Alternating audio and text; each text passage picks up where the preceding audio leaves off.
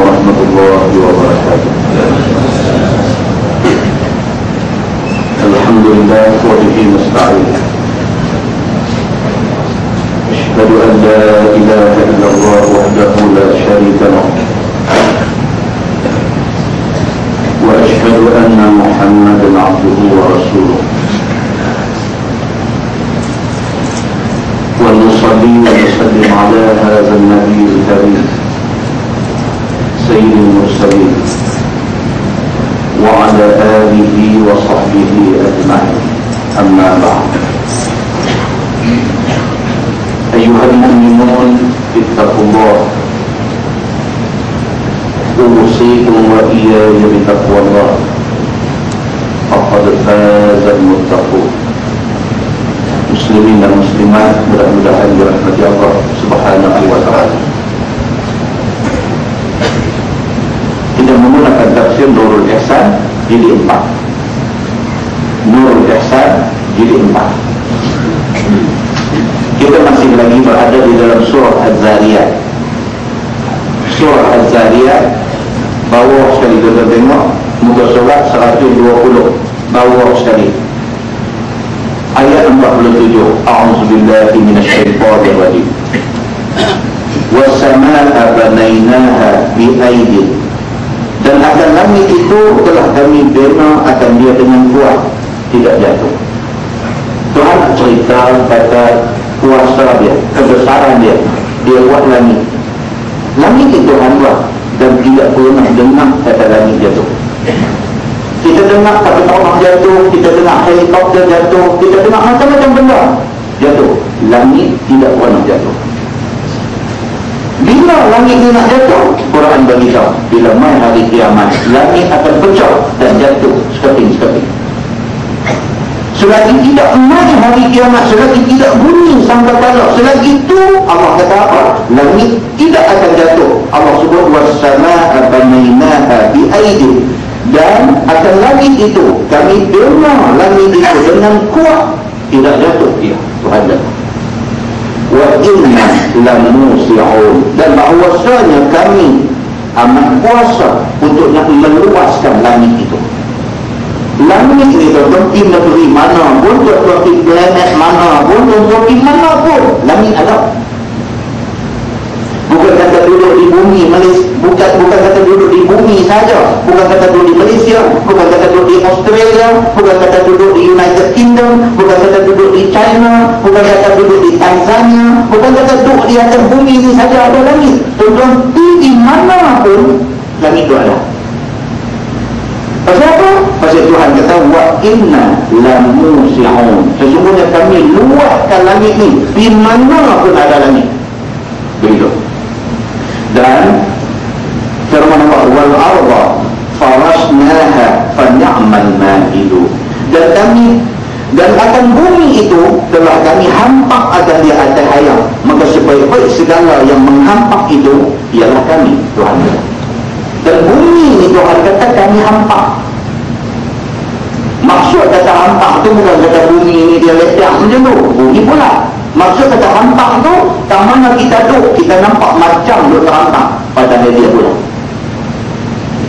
Kita duduk nampak semua, nampak.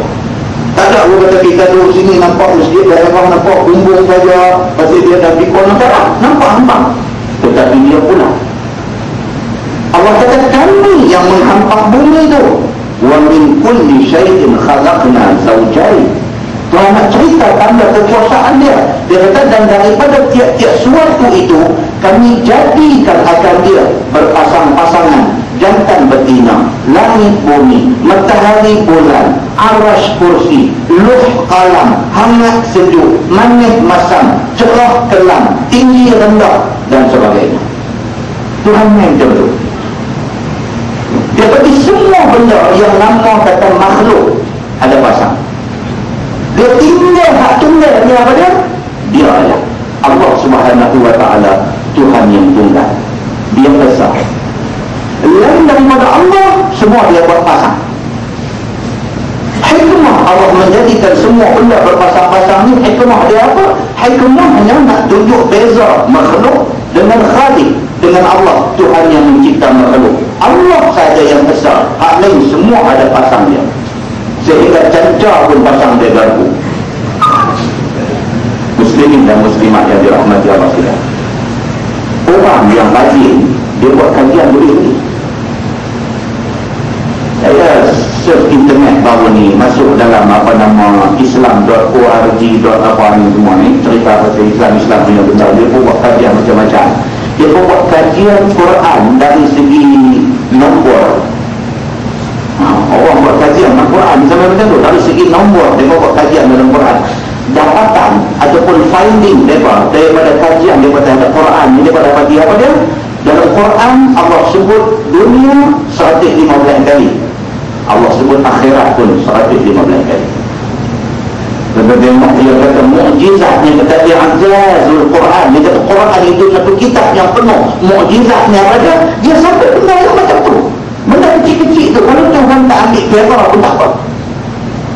Kalau Tuhan nak sebut pasal dunia ni 1000 kali, Tuhan nak sebut pasal akhirat ni 500 kali pun boleh. Tapi dah Tuhan bagi berpasang.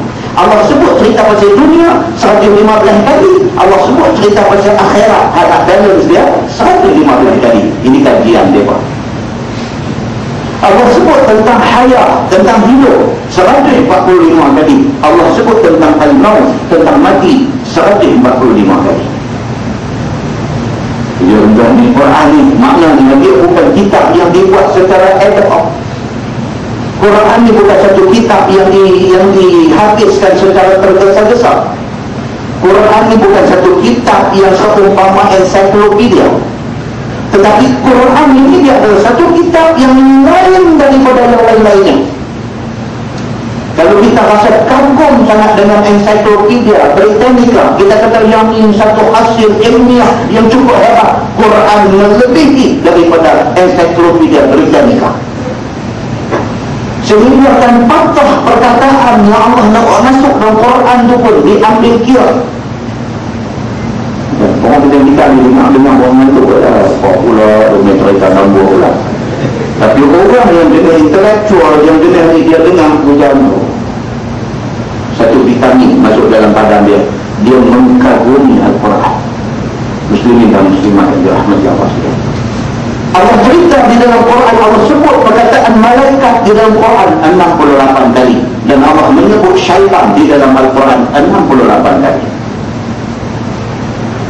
Allah menyebut di dalam Quran tentang rajul, tentang orang laki-laki 24 kali, dan Allah menyebut tentang imra'ah, tentang perempuan 24 kali.